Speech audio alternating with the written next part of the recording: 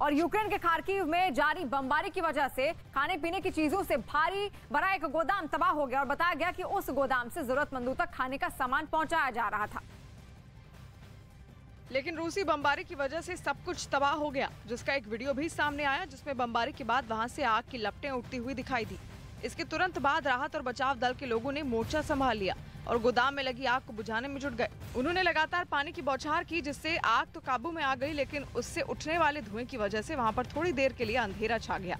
अब हालात पूरी तरह से काबू में आ गए तो बचाव दल के लोगों ने वहां पर सर्च ऑपरेशन चलाया ताकि कोई मलबे में फंसा हो तो उसकी मदद की जाए। Наших співробітників постраждали, швидка забрала їх до। रूसी हमले में सिर्फ गोदाम ही नहीं बल्कि आसपास की कई दूसरी इमारतों को भी काफी नुकसान पहुंचा।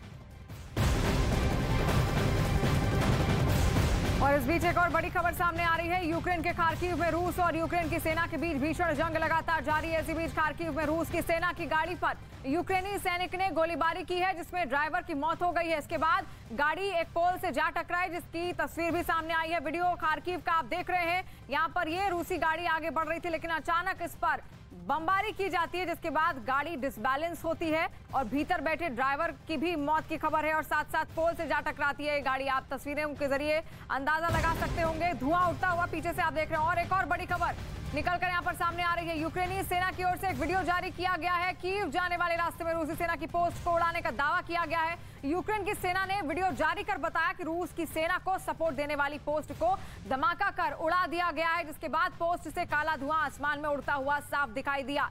वीडियो आप देखिए, ये यूक्रेन की सेना ने जारी किया है और किस तरीके से पूरी की पूरी पोस्ट, ये रूसी सेना की पोस्ट बताई जा रही है, रूस समर्थित पोस्ट बताई जा रही है, जहां पर कई सैनिक उसके छिपे हुए थे। उन्होंने अपने अड्डे बना रखे थे और ऐसे में इसको पूर्ण रूप से ध्वस्त कर दिया गया यूक्रेन की ओर से। और कीव में रूसी सेना की घेरेबंदी और भारी बमबारी के बीच यूरोप के 3 देशों के प्रधानमंत्री यूक्रेन के राष्ट्रपति ज़ेलेंस्की से मिलने वहां पर पहुंचे हैं और इनमें पोलैंड, चेक रिपब्लिक और स्लोवेनिया के प्रधानमंत्री शामिल रहे।